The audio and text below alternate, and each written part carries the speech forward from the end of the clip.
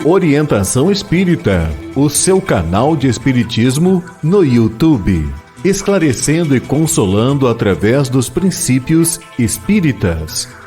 Faça a sua inscrição e renove sua vida. Vamos juntos fazer o mundo melhor. Em todos os momentos, o Livro Espírita é a melhor companhia. Comprando em marcosdemario.com, você apoia a manutenção do canal Orientação Espírita.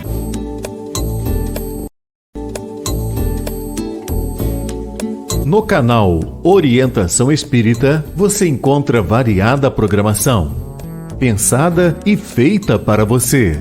Acompanhe os nossos programas no YouTube. Um olhar para o futuro na construção da Era do Espírito.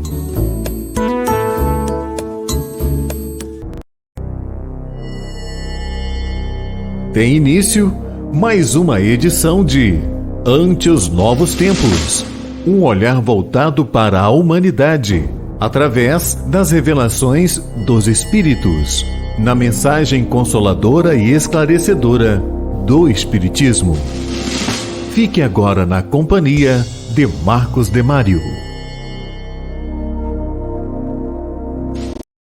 Olá, iniciamos mais uma edição do seu programa Ante os Novos Tempos. Programa que traz o Espiritismo, seus princípios e sua aplicação na vida, mostrando a todos nós a importância da Era do Espírito e a nossa caminhada rumo ao mundo de regeneração, onde o bem irá predominar sobre o mal. Na edição de hoje, nós vamos ter, no primeiro momento, o bloco com as perguntas e respostas. Na sequência, teremos a entrevista que o nosso Orson Peter Carrara nos traz. Desta feita é uma entrevista com dois personagens do movimento espírita, Marco Maiuri e o Tassilo Rangel, que vão conversar sobre elitização no movimento espírita. Depois nós teremos a poesia espírita, que através da mediunidade do Chico Xavier vai nos trazer os poetas Arnold Souza e Antero de Quental. No Para Viver Melhor, nós temos um vídeo sobre o tema Sejamos Cartas Vivas. E lá no final do programa, no Entendendo com o Espiritismo, nós vamos abordar a visão de Jesus sobre Deus.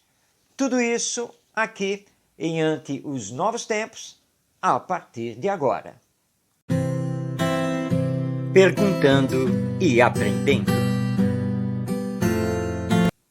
Perguntando e Aprendendo é aquele quadro feito por você. Você que nos acompanha e que já está vendo aí na tela que temos os nossos canais de comunicação e aproveitando o Telegram, o WhatsApp, e-mail, o canal do YouTube, você envia então a sua pergunta, tira a sua dúvida sobre qualquer assunto, qualquer tema, para que possamos então elucidar à luz da doutrina espírita. Então, estamos aí aguardando a sua participação. Iniciamos então o Perguntando e Aprendendo com uma pergunta que vem da cidade de Campos dos Goitacazes, que fica no norte do estado do Rio de Janeiro.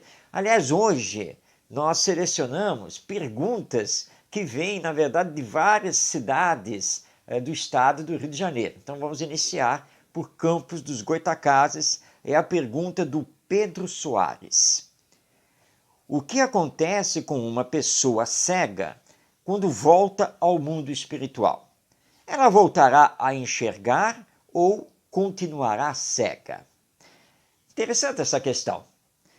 E nós só podemos responder utilizando aquela palavra-chave, depende. Vamos perceber bem esta situação. A pessoa cega de nascença ou aquela pessoa que por um acidente, por uma doença, em determinado tempo da sua existência, ela vai se tornar cega. Essa pessoa não necessariamente, ao retornar ao mundo espiritual, passará a enxergar. Tudo é um processo. Claro, você já está aí pensando, mas nesse caso a cegueira não é física. Se ela é física, não atinge o espírito. Então, quando o corpo físico cessar a sua vida e acontecer a desencarnação, o retorno desse espírito ao mundo espiritual, ele não estará mais cego. Fisicamente falando, sim, mas espiritualmente nem sempre, porque a questão também é de ordem mental. E como foi que essa pessoa viveu aqui na existência terrena com a cegueira? Ela viveu com resignação? Ela se trabalhou, ela se esforçou para crescer espiritualmente? Ou foi uma pessoa revoltada e que por causa da cegueira deu muitos problemas a todo mundo? Por isso que ao desencarnar não tem um automatismo. Depende do somatório dessas circunstâncias e, é claro, da preparação espiritual, maior ou menor, dessa pessoa. Então ela pode desencarnar e durante todo um tempo no mundo espiritual, embora não tendo mais o corpo físico, mas ela pode, em pensamento, mentalmente, continuar a se considerar cega e ter ainda um grande problema para voltar a ver, voltar a enxergar agora no mundo espiritual. Então, sempre lembrando que a morte não é um passe de mágica. A morte não transforma nossos valores, nossa visão de vida, assim, pura e simplesmente porque não estamos mais aqui na Terra e voltamos ao mundo espiritual. Tudo é um processo e tudo depende do que estamos fazendo e como estamos nos preparando para esse retorno ao mundo espiritual através da porta da morte. Então, esse espírito pode, pelos seus méritos, recobrar mais imediatamente a sua visão, porque, na verdade, a cegueira era apenas de ordem material, mas como pode ainda passar muito tempo no mundo espiritual como um cego, sem conseguir voltar a enxergar, por não ter se preparado para isso e não ter aproveitado a prova da cegueira para reparar o seu passado e ter a devida resignação à providência divina. Então, como cada caso é um caso, nós não temos aqui uma resposta taxativa, afirmativa, porque pode acontecer tanto uma coisa quanto outra. Bem, continuando o Perguntando e Aprendendo, nós temos agora a pergunta da Nancy Almeida, que é da cidade de Nova Iguaçu, no estado do Rio de Janeiro. É uma cidade que faz parte do Grande Rio. Ela pergunta: trabalhar com caboclos e pretos velhos como guias espirituais no centro espírita é correto? Bem, nós não estamos aqui, à luz do Espiritismo, para dizer o que é correto e o que é incorreto, o que pode e o que não pode, o que é certo e o que é errado. O Espiritismo, em princípio, é doutrina libertadora da consciência e nada proíbe, mas mostra os caminhos que são melhores. E o Espiritismo possui princípios. E esses princípios filosóficos, científicos e religiosos precisam ser seguidos, porque se não forem seguidos, nós iremos deturpar a própria doutrina. E quando uma doutrina é deturpada, ela acaba se perdendo.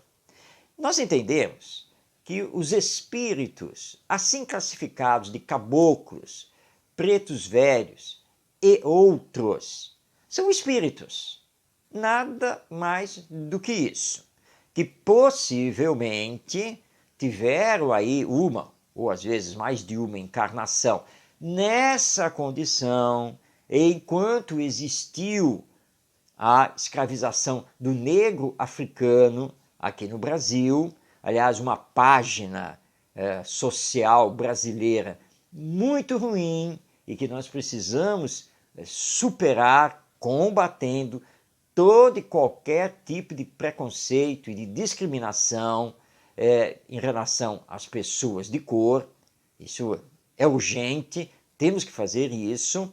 Então nós entendemos que o espírito não vai ficar eternamente nessa posição. Porque ele foi um preto velho ele vai ficar e sempre se apresentando desse jeito. Porque se foi um padre da Igreja Católica ou um pastor evangélico, sempre irá se apresentar dessa maneira. E assim por diante. A lei divina é lei de evolução. Então, nós temos que entender que a manifestação desses espíritos, nessa roupagem, com esses personagens, mas promovendo o bem e dando boas orientações morais, na verdade são espíritos que assim se apresentam pela necessidade que as pessoas apresentam, vinculadas a essa crença. E por isso se apresentam muito mais nos templos de Umbanda, que tem toda essa ligação com esses personagens, do que nos centros espíritas. Agora, se o espírito, na reunião mediúnica do centro espírita, assim se apresentar, nós não temos absolutamente nada contra. Mas ele sabe muito bem que não tem necessidade no centro espírita dessa roupagem para se apresentar. Por isso, normalmente, isso não acontece. Mas ele pode se apresentar no templo de Umbanda, esse espírito, com a roupagem, com a linguagem de um preto velho. Porque é a crença dos adeptos ali da Umbanda. Não é a nossa crença. Então ele poderá perfeitamente, no centro espírita, se apresentar com outro nome, com outra linguagem e sem nenhum resquício em relação a essa questão de ser um caboclo, de ser um preto velho, um índio e assim por diante. Porque no mundo espiritual ele evolui e com certeza ele já teve outras encarnações em que ele também progrediu. Então, nenhuma condenação, nada, depende do espírito, como ele acha que poderá melhor se apresentar. O que nós temos que ver aqui não é a sua roupagem, mas sim o seu conteúdo. Allan Kardec é muito claro em relação a isso. Sempre observarmos, debatermos, comentarmos o conteúdo das suas mensagens, das suas orientações, porque o nome é nada. Importante é o conteúdo das suas mensagens. Prestemos sempre bastante atenção sobre isso. Bem, continuando, agora nós vamos aqui responder a Lucinda Menezes. Ela é da cidade do Rio de Janeiro, a capital, e pergunta: quando oramos por um desencarnado, como fica essa oração se o espírito já reencarnou? Bem, Lucinda, isso aqui pode acontecer, claro, sem dúvida, porque nós não temos essas informações espirituais se a pessoa a quem estamos endereçando a nossa oração, a nossa prece, se ela continua no mundo espiritual ou se ela já reencarnou.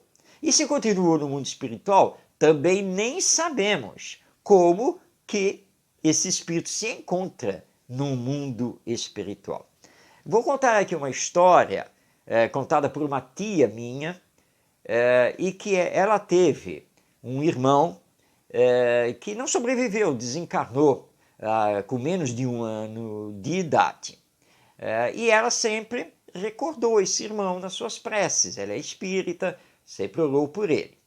E ela então um dia me contou que teve um sonho e que nesse sonho ela foi levada a uma instituição no mundo espiritual e visitando essa instituição, ela teve a oportunidade de olhar para o espírito que a estava guiando e perguntar daquele seu irmão, que carinhosamente ela chamava pelo diminutivo, pelo num diminutivo.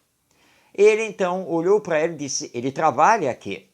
E é por isso que nós a trouxemos para visitar a instituição, porque você vai ter a oportunidade de vê-lo. E ela então, vou poder conversar com ele. Não, você poderá vê-lo. Ele tem muitas tarefas, não poderá conversar com você. Então ela disse assim que naquele momento, quando recebeu essa resposta, ela estranhou. Porque na mente dela, o irmão era aquele bebê que desencarnou com menos de 1 ano de idade. O guia espiritual sorriu e não respondeu nada. Num determinado momento, eles entraram num salão onde se realizavam várias atividades. Ela olhou, né? E ele, então, o guia espiritual disse, está vendo aquele moço ali? Ela falou, sim. Ele é o orientador de todas as atividades daqui. E é ele quem você está pensando. Aí ela, como? É o fulano, quer dizer, o meu irmão? Sim. Mas eu não estou reconhecendo. Mas é claro, porque você está com a imagem dele da última existência física, em que ele desencarnou com bebê, sem ter completado 1 ano de idade. Mas acontece que a lei é de progresso, ele é um espírito. E após a sua desencarnação, ele se readaptou, e é claro que aqui ele é um adulto, e que continua a trabalhar incessantemente. É ele. E ela diz que nesse momento, olhando, ele, o espírito irmão, olhou para ela, deu um sorriso e fez um aceno de cabeça. E aí ela disse que não viu mais nada, voltou ao corpo e despertou. Então nós não sabemos se continua no mundo espiritual, como está no mundo espiritual, e não sabemos se já houve a reencarnação. As nossas preces são perdidas, então? Não, em absoluto. Toda prece, toda oração feita com fé, com sinceridade, com amor, é registrada no mundo espiritual a favor de a quem endereçamos essa oração. E de uma maneira ou de outra, chegará a esse espírito e fará bem a ele. Então não nos preocupemos com isso. Oremos, pura e simplesmente, com muito amor, a favor daqueles que estão na nossa lembrança, seja por gratidão ou qualquer outro motivo. Porque as nossas orações sempre chegarão a esse espírito, esteja ele na condição em que estiver, no mundo espiritual ou de volta ao mundo material. Bem, vamos responder agora a Solange Gomes, que é da cidade de Angra dos Reis. E ela nos pergunta, como explicar esse hábito de muitas pessoas de deixarem uma vela acesa em casa para iluminar os espíritos? Bem, essa é uma crença bastante antiga dentro da humanidade, de que essa preocupação de iluminar os caminhos de quem desencarnou, de quem retornou ao mundo espiritual. Isso já existia no paganismo e acabou adentrando também ao cristianismo, principalmente depois que este passou a ser representado pela Igreja Católica, que manteve esse hábito de acender vela para fazer luz, tanto na nossa vida, quanto na vida daquele que desencarnou. Nós espíritas consideramos esse ato não necessário. Respeitamos e compreendemos os que possuem esse hábito dentro da sua crença. Mas no Espiritismo isso não existe. Porque sabemos que iluminação espiritual nada tem a ver com iluminação material exterior. Os espíritos não precisam da luz da vela ou da lâmpada para ter os seus caminhos iluminados. Porque estamos falando aqui de iluminação da consciência. E isso não é material. A iluminação da consciência se dá com a renovação dos valores de vida, se dá com o desenvolvimento do senso moral, das virtudes, se dá com o combate às más tendências, aos vícios. É assim que nos iluminamos. Por isso que o espírita não acende vela, não faz cultos especiais, nada dessas coisas. O que é espiritual nada tem a ver com o que é material.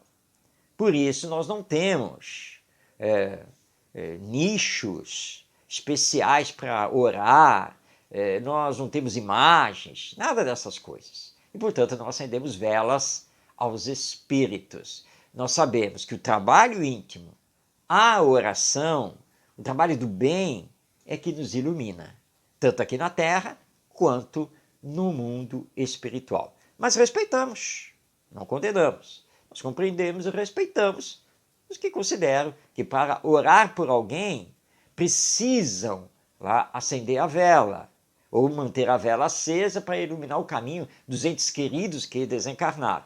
Nós respeitamos, mas entendemos que isso, na verdade, não é necessário. O mais importante é endereçar aos que desencarnaram nossos bons pensamentos, nossas vibrações amorosas, porque é disso que eles necessitam. Encerrando o nosso Perguntando e Aprendendo, vamos responder agora ao Raul Alexandre, que é da cidade de Cabo Frio, no estado do Rio de Janeiro. E ele pergunta: o umbral, que é tão falado pelos espíritas, não é a mesma coisa que o inferno existente no catolicismo? Não, não é a mesma coisa. É muito diferente.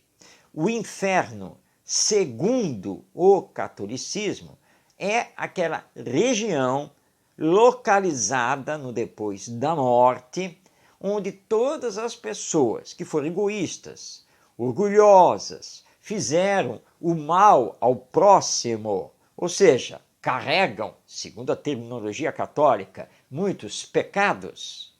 O inferno é aquela região para onde, então, essas pessoas vão, a alma dessas pessoas vai, e ali vai sofrer eternamente. Não tem como se arrepender e nem reparar. É sofrimento eterno nessa região purgatorial chamada inferno. Pois bem, o Espiritismo não trabalha isso. Para começo de conversa, inferno é apenas um estado de consciência, não uma região quase física no mundo espiritual para onde vão as almas pecadoras. Isso não existe na doutrina espírita. Agora, existe o umbral? Sim.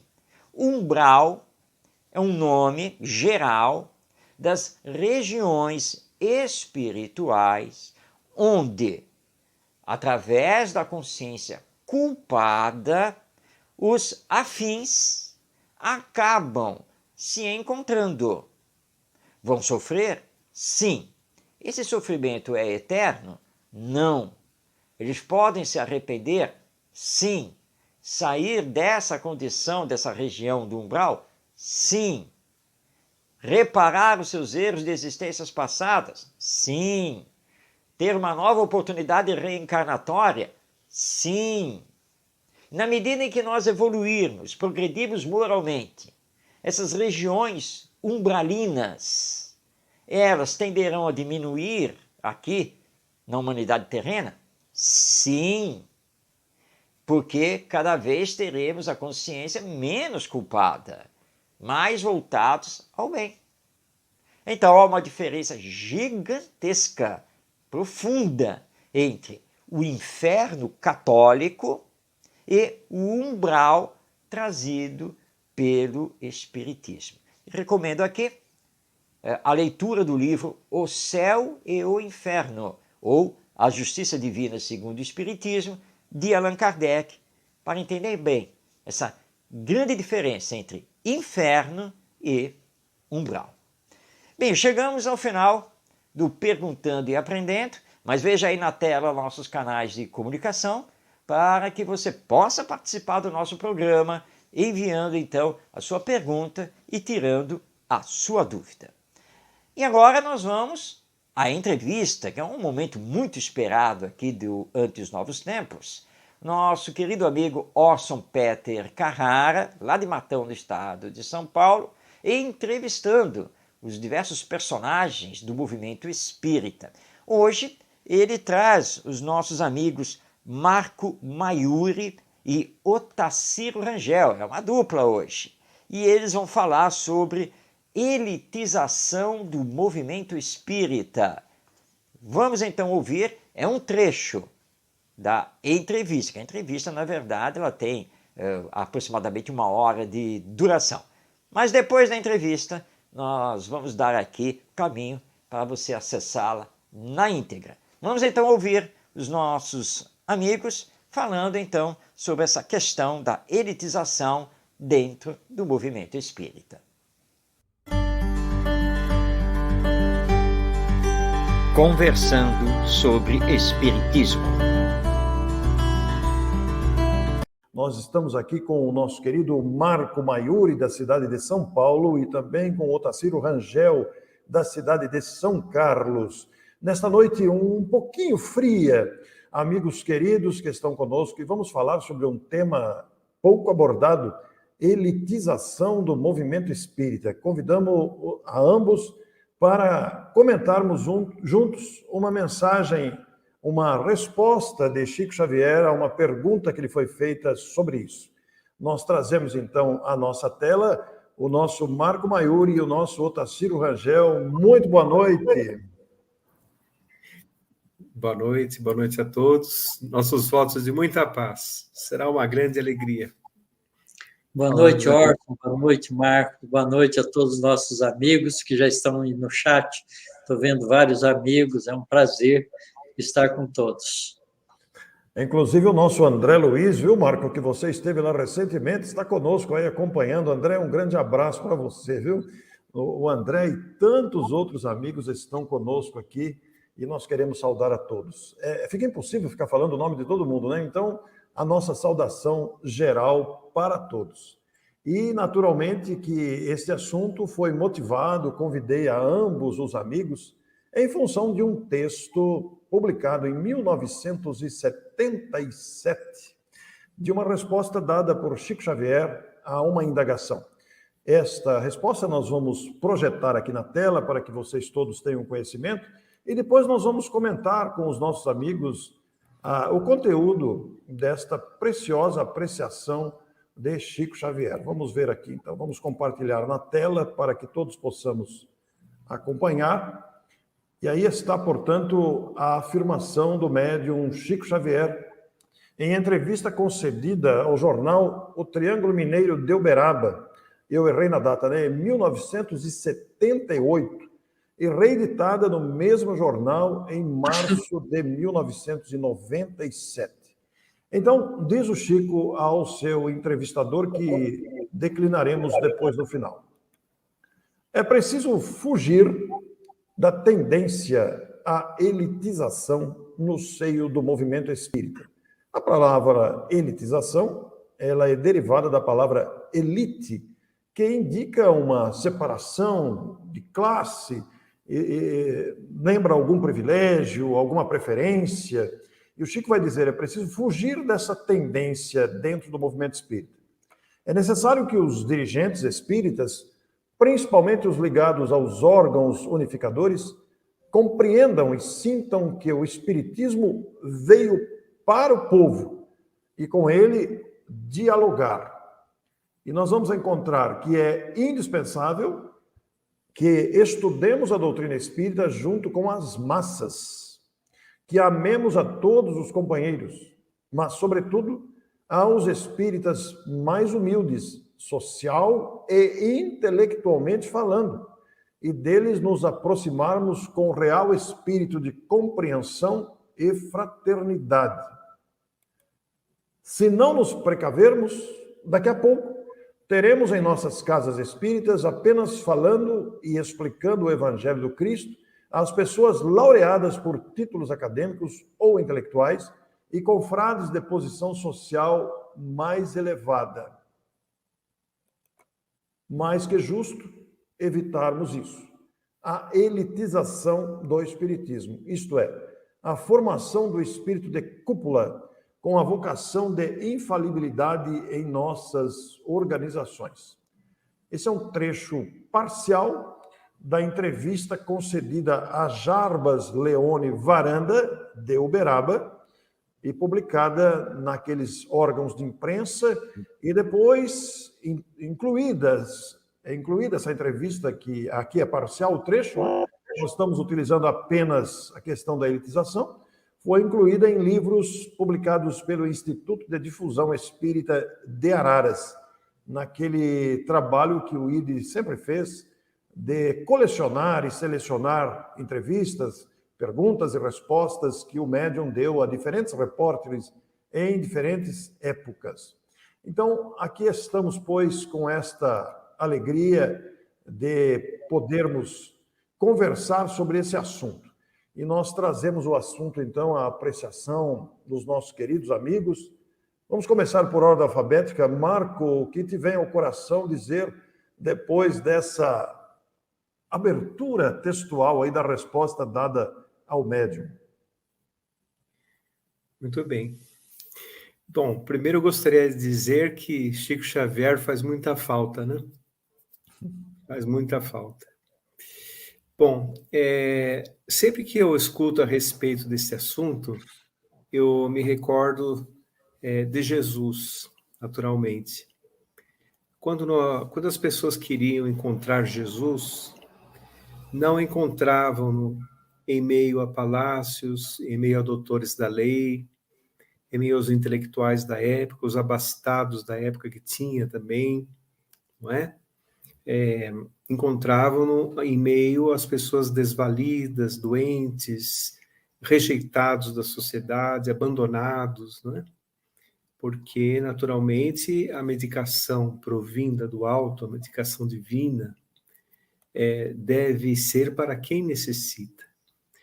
E aqueles abastados também necessitam, só que não perceberam ainda, não é? Não tinham percebido ainda.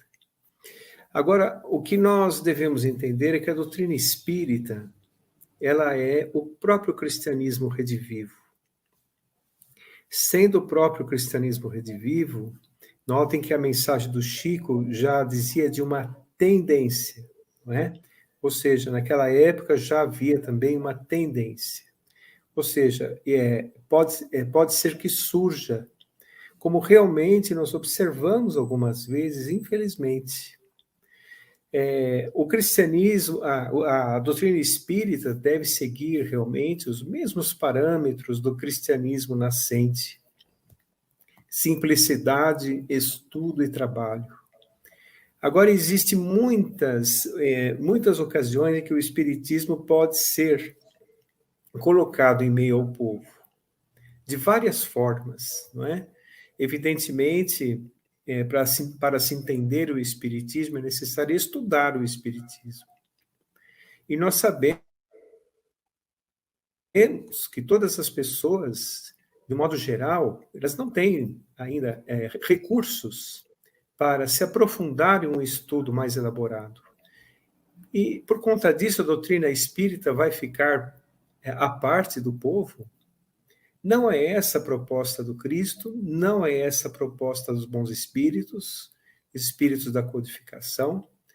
De várias formas podemos chegar até o povo, através do atendimento fraterno, através das comunicações consoladoras, através do acolhimento na casa espírita, não é? Através da visitação a enfermos, através da distribuição de auxílio a quem procura a casa espírita.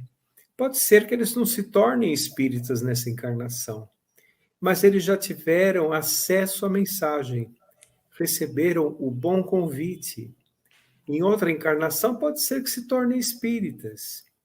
Mas não é essa a finalidade da doutrina espírita. A finalidade da doutrina espírita não é converter, é consolar.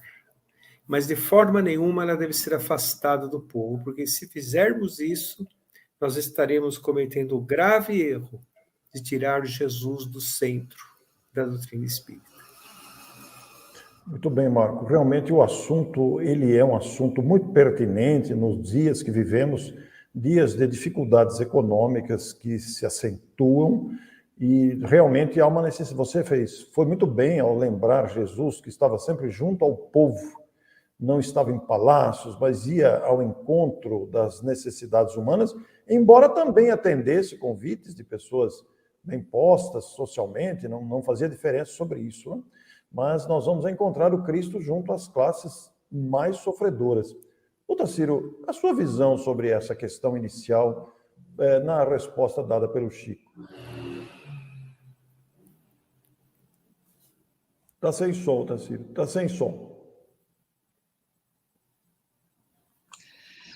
Muito bem, eu tenho uma visão um pouco mais aberta sobre tudo isso, porque eu creio que a doutrina espírita tem que chegar a todos. É nosso momento da Terra, de abrirmos-nos em todos os níveis da sociedade para a compreensão espiritual. Então, como Jesus, que ensinou para todos que queriam ouvir, há uma diferença. Porque Jesus ia nas sinagogas. Porque o povo ia na sinagoga todo sábado. E ele nunca deixou de ensinar nas sinagogas. Há várias passagens de Jesus andando e curando no sábado nas sinagogas. Eu posso lembrar um exemplo da mulher encurvada, né, que gerou um debate dentro da sinagoga, porque Jesus curou num dia de sábado. E Jesus também foi na casa de publicanos, foi na casa de Zaqueu, não é? Tomou refeição junto com Simeão, que era um homem de elite, vamos dizer assim, porque não era povo. E eu entendo a advertência de Chico Xavier muito bem colocada, porque ele não é exclusivista também. Ele fala, se nós não cuidarmos, teremos apenas pessoas tituladas falando nas casas espíritas. Esse é o cuidado que nós precisamos ter. Isso não significa que pessoas que se titularam e são espíritas não possam estar fazendo palestras nas casas espíritas. Podem e devem, mas devem compreender claramente para quem estão falando. Eu ouvi recentemente uma colocação do Jorge Elahat, muito própria, falando sobre palestras espíritas. E ele diz claramente que se uma palestra espírita, qualquer que seja ela, não tiver um ingrediente do consolo, ela não está atingindo os objetivos que a doutrina espírita veio realizar na Terra. Porque, na minha compreensão, a doutrina espírita veio para que nós pudéssemos, compreendendo-a, espiritualizar todas as nossas atividades humanas. Todas. Eu quero ver a doutrina espírita nas universidades, quero ver a doutrina espírita nos congressos políticos, quero ver a doutrina espírita na mão, na inteligência dos nossos administradores públicos, porque eu quero um mundo de regeneração voltado para o bem. Então, eu não entendo que nós não devamos fazer o esforço de levar a doutrina espírita a todos. Mas é preciso que a gente aprenda especialmente aqueles que têm tido a oportunidade feliz, não é? Uma oportunidade adequada de compreensões maiores com titulações acadêmicas, que é preciso que a gente aprenda para quem a gente está falando. Muito bem. Ouvimos então as opiniões, os comentários de Marco Maiuri e Otacílio Rangel a respeito dessa questão de mantermos no movimento espírita a humildade, a simplicidade e de estarmos atentos aos princípios básicos que formam o espiritismo e intermediados aí pelo nosso querido amigo Orson Peter Carrara.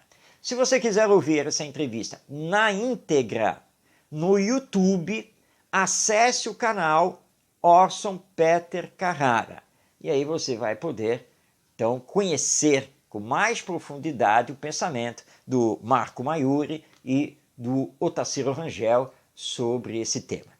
Próxima semana, mais uma entrevista trazida por Orson Peter Carrara. Fique ligado. Mas agora nós vamos virar a chave, porque agora é aquele momento de convidar para o nosso programa os poetas do além, utilizando a mediunidade de Francisco Cândido Xavier, porque está na hora da nossa poesia espírita. Poesia Espírita. Poesia Espírita traz hoje mais 2 poetas desencarnados que retornaram através da mediunidade de Francisco Cândido Xavier, o nosso querido Chico Xavier, com as suas poesias publicadas no livro Relicário de Luz, publicação da Federação Espírita Brasileira, reunindo diversos espíritos com as suas crônicas, suas dissertações e suas poesias. Bem, o primeiro poeta que comparece, ele vai nos trazer aqui um soneto, é Arnold Souza. Não é um poeta muito conhecido dentro dos anais da literatura brasileira, mas ele comparece. Nós não conseguimos maiores dados biográficos sobre ele, mas o mais importante é prestarmos atenção no conteúdo da sua poesia, que ele intitulou Na Viagem Terrestre. É um soneto, vamos então a ele. Pobre viajor, que a mágoa dilacera, vence a poeira e o pranto em que te esmagas, e alçando a fé, além das próprias chagas, busca o esplendor da eterna primavera. Não te prendas no mundo às sombras vagas do castelo enganoso da quimera. De coração gemente e alma sincera, rompe o caminho de aflições e pragas. Guarda o silêncio na alma fatigada, procurando no tempo o sol da estrada em que teu velho sonho peregrina. E, em breve, atingirás na excelsa altura a alegria do amor, imensa e pura, e a paz celeste na mansão divina. Eis então o soneto de Arnold Souza, com o título Na Viagem Terrestre, fazendo a todos nós um apelo para que possamos crescer espiritualmente enquanto estamos aqui na Terra. Bem, continuando aqui o conteúdo do livro Relicário de Luz, agora nós trazemos um poeta lusitano, ou seja, ele viveu e fez toda a sua carreira literária em Portugal. Trata-se de Antero do Quental, ou Antero de Quental, aí depende das traduções, e que é considerado lá em Portugal, mas também por nós brasileiros, um grande poeta. Aí está nos anais da literatura portuguesa. Ele retorna através do nosso Chico Xavier e também no Relicário de Luz nos traz um soneto intitulado Ante o Remorso. Vamos então a ele. Quando desci chorando, desatento, a garganta cruel da sepultura, queria abraçar na morte a noite escura que me desse consolo e esquecimento. Ai de mim, relegado ao desalento, preso à triste ilusão que não perdura, desvairado encontrei, nessa aventura, o remorso medonho e famulento. Aterrado, gritei, monstro, recua! E o monstro, em gargalhada horrenda e nua, bradou, eu sou agora o irmão que levas. E, misto de morcego, gralha e aborto, atirou-me a sinistro desconforto, mergulhando comigo em densas trevas. É realmente um soneto bastante significativo, dianteiro de Quental, descrevendo o seu retorno ao mundo espiritual.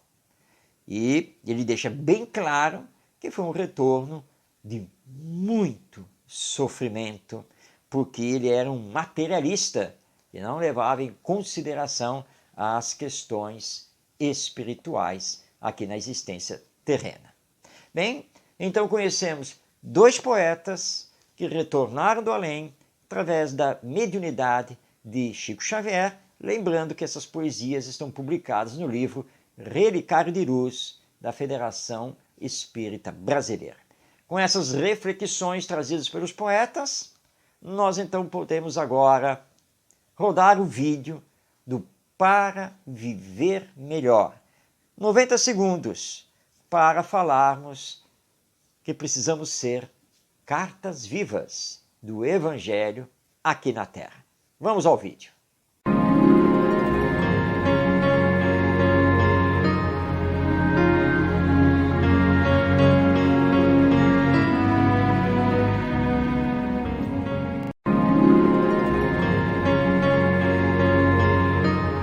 Você é uma carta viva do Evangelho.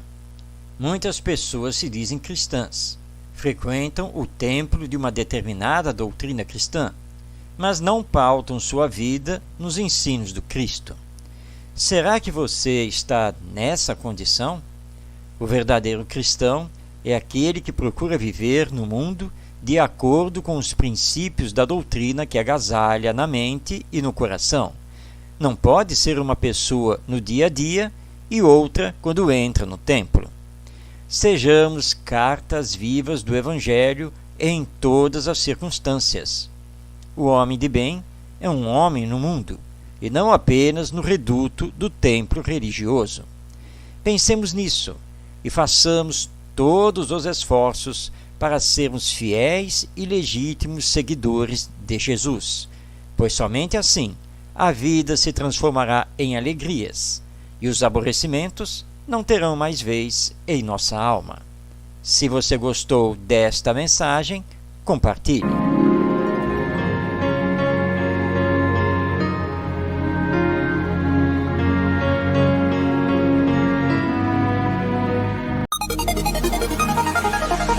Entendendo com o Espiritismo.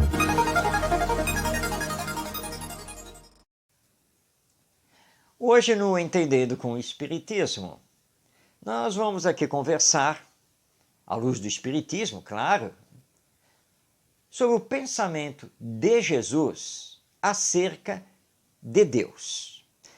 E já temos que iniciar aqui esclarecendo que para o Espiritismo, Jesus e Deus são personagens distintos. Deus é o Pai e Criador de tudo o que existe no universo. Jesus é seu filho, é sua criatura. Portanto, para o Espiritismo, Jesus não é Deus. Deus não é Jesus. Jesus é nosso irmão, porque nós, tanto quanto ele, também fomos criados por Deus. Feita essa distinção, nós podemos agora mergulhar no pensamento de Jesus sobre Deus, que ele sempre chamava de Pai e Senhor. Isso é muito significativo, porque a época em que Jesus esteve conosco diretamente aqui na Terra, isso já se passaram mais de 2000 anos. Naquela época, os judeus, o povo de Israel, era o único povo que acreditava num único Deus. Porque os romanos, que através do seu império dominavam todo o mundo então conhecido, eles eram pagãos, idólatras. Eles possuíam uma mitologia, e nessa mitologia, vários deuses. Assim como os gregos na sua antiga civilização, como os babilônicos, os persas, os fenícios, os macedônios, todos eram idólatras, todos possuíam mitologias com muitos deuses.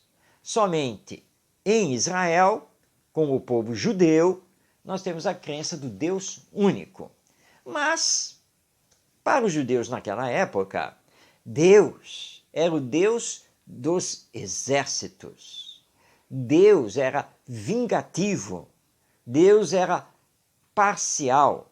Era o Deus que podia destruir toda uma nação e todo um povo considerado infiel e pecador. Era um Deus que podia condenar várias gerações de uma mesma família por causa do pecado de um. Esse era o Deus dos judeus. E que eles proclamavam que precisava ser temido. Vem Jesus para dizer que, antes de mais nada, Deus é Pai. E como Pai, Deus é amor. Deus nos ama. E como Ele é Pai, e é um Pai de amor, é um Deus de bondade e misericórdia. É um Deus justo, porque é perfeito. E não pode fazer distinção entre os seus filhos. E que ele, Jesus, como enviado direto do Pai, vinha trazer para nós a lei de amor. E ele começa a dar uma série de exemplos e ensinos a esse respeito. E compara Deus como, por exemplo, aquele pastor que cuida das suas ovelhas e que não deixa nenhuma se perder do rebanho e se sacrifica pela salvação daquela ovelha que se desgarrou. Compara Deus àquele bom pai que vê o seu filho que se desviou, se transviou, que fez tudo errado, retornar de cabeça baixa para pedir perdão e perdoa, e recebe de volta para dar nova oportunidade ao filho. A visão de Jesus sobre Deus é completamente diferente da visão que os judeus tinham naquela época. É o Pai e Senhor de bondade, de misericórdia, de amor, e que não pode condenar um pelo erro do outro, porque nós temos que responder perante a lei divina de forma individual. Não há porquê a condenação de várias gerações, a não ser que entendamos essas várias gerações pelas próximas encarnações desse espírito, porque ele tem que responder pelas consequências do que faz. E Jesus foi claro: Deus dá a cada um dos seus filhos segundo as suas obras. E isso é justo. Essa visão de Jesus sobre Deus é a mesma visão do Espiritismo, ao considerar que Deus é a causa primária de todas as coisas e a inteligência suprema do universo, como está lá na resposta à primeira questão de O Livro dos Espíritos. E depois nós vamos entender sobre os atributos de Deus, que Deus é perfeito e, portanto, a sua lei é perfeita. Deus é infinitamente bom, justo, misericordioso. Deus é amor e é o amor que vibra em todo o universo. A partir dessa visão sobre Deus é que Jesus vai estruturar os seus demais ensinos para mostrar a todos nós que, acima de todas as coisas, nós devemos nos amar, porque somos irmãos, filhos de Deus, e porque Deus nos ama e nos destina à perfeição. É muito importante nós conhecermos essa visão de Jesus sobre Deus. Para quem quiser aprofundar mais esse conhecimento, recomendamos então a leitura do primeiro capítulo, especificamente o primeiro capítulo da obra A Gênese, de Allan Kardec, onde ele aborda justamente essa questão da visão de Jesus sobre Deus enquanto Pai e Criador. Bem, chegamos ao final desta edição de Ante os Novos Tempos. Não fique triste, porque na próxima quarta-feira, semana que vem, teremos mais uma edição do nosso programa, procurando conhecer cada vez melhor o Espiritismo e, principalmente, a sua aplicação na vida, para que possamos, então, ter aqui na Terra a era do Espírito, o mundo de regeneração, o bem prevalecendo sobre o mal. Continuemos a construir esse mundo melhor, essa humanidade cada vez mais aperfeiçoada. Um grande abraço a você, paz na sua vida e até semana que vem.